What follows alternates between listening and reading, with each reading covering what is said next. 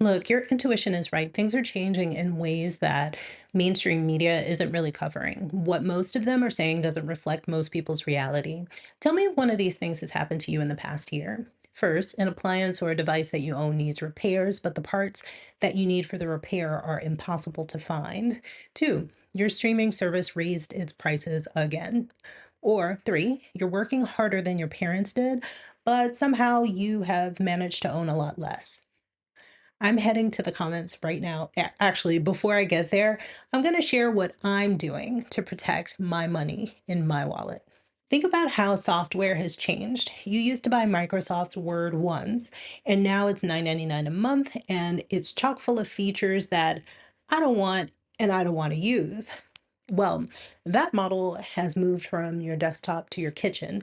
Last year, LG confirmed that they're rolling out subscription models for TVs and home appliances. With it, you pay rent for access, and LG keeps ownership of the machine that's in your home. It's essentially a device as a service model. I'm guessing that some people think that this is convenient and it's modern, but back in the day, there used to be criticism for people who got their furniture and appliances from rent-to-own companies like Rent-A-Center and Aaron's. Now people are voluntarily renting so that they can upgrade when the whim hits them or whenever the next upgrade comes out, forgetting ownership altogether. When a company rents you an appliance, they own it forever. You're paying indefinitely for access to something sitting in your own living room. Literally, it's making you a recurring revenue stream. New York told us last year that businesses are charging customers different prices for the same products.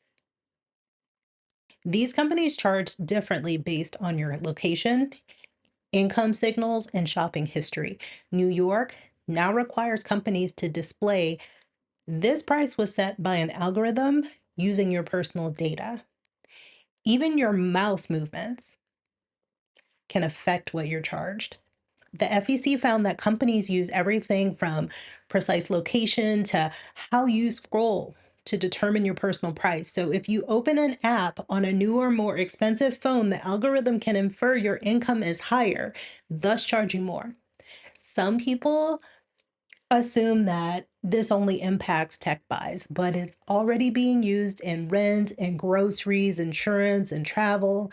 The US Department of Labor and Statistics says that unemployment is just above 4%. But at the same time, two-thirds of US workers say that they're living paycheck to paycheck. So, what's the employment rate once we determine who is actually underemployed? Each month, the BLS calls some 60,000 households, and they ask about a recent week, says Erica Groshin, who ran the BLS from 2013 to 2017. During that 1 week, did you work for at least 1 hour for pay or profit? There are other questions, but yes, 1 hour in a week, and the BLS says you're employed. These definitions were established in the 1930s, and it was much more typical for somebody either to have a job, factory job or whatever, or not to have one. Our gig economy, where we have a high percentage of the population with short-term gigs, is a different world, and the statistical resources in the government haven't accommodated to that. So, claims Ludwig, the unemployment numbers ignore millions of Americans who either can't find as much work as they want or don't earn more than $25,000 a year. Functionally unemployed, he calls them. If you drove Uber for 1 hour, just one single hour last week, the US government counts you as fully employed. People are told that the gig economy represents freedom and entrepreneurship. But for most workers, it represents no sick days, no health insurance, and definitely no retirement savings. In March, a report from Food and Water Watch found that US data centers could consume up to 720 billion gallons of water every year by 2028. All that just to cool servers. Each year, that's enough to fill 1 million Olympic sized swimming pools. Or it's enough for the annual water requirements for 18.5 million homes. On top of that, tech companies are locking in their prices. They sign contracts with power plants and with dams before public utilities can even access them. Residents often pay higher prices than industrial users. In water stressed Mesa, Arizona, a 2019 deal between the city and Google had the tech giant paying just $6.08 per 1,000 gallons of water for data center use, while residents paid $10.80 per 1,000 gallon. In Newton County, Georgia, water costs are expected to rise 33% by next year when they usually get increases of about 2%, all because of data center demand from tech companies moving in nearby. When a private company holds a 20-year contract on the power and water supply your city depends on, it's essentially infrastructure ownership. The more power they use, the more that you will pay. Meta's Hyperion data center in Louisiana is expected to pull more power than that of all of New Orleans. Their data center in Wyoming is expected to use more power than every home in the entire state combined. Last year, the Consumer Federation of America put out a report that found insurers now use hundreds of data points to set your rates. Things like your credit score, your zip code, your smart home devices. Before I go on, the resources that I cite in this video are linked in the description. If this is your first time seeing one of my videos, hi, I'm Kina. So in that report from Consumer Federation of America, we learned that homeowners with a lower credit score pay up to $1,996 more per year for property insurance. That's almost double for the exact same coverage. Your smart TV viewing habits, your voice assistant usage patterns, and your search history, they all add to your risk profile. They are sold to lenders and to insurers, usually without you realizing it. I mean, how would we with these terms and conditions being longer than nonfiction novels? Some people believe that more data will give them fairer pricing. But in 2025, Jerome Powell warned otherwise. What you see is the risk to financial stability here. So let me quickly note that we don't regulate or supervise insurance companies for the most part, but we're seeing the same thing, which is both banks and insurance companies are pulling out of areas, coastal areas and things like that, or areas where there are a lot of fires. So what that is going to mean is that, if you fast forward 10 or 15 years, there are going to be regions of the country where you can't get a mortgage, there won't be ATMs, there won't, the banks won't have branches and things like that. Right. That's a possibility coming up down the road. It's not that the banks will stay there and keep making loans in the face of evidence of disaster, or that insurance companies will do right policies. They can cancel those policies every year. Right. So I think the risk is that they just won't be there and that people won't be able to get them. That's probably the issue. Researchers are calling this digital redlining. It's similar to what happened to my ancestors, where lines on a map actually determine economic exclusion, but now it's just done by code.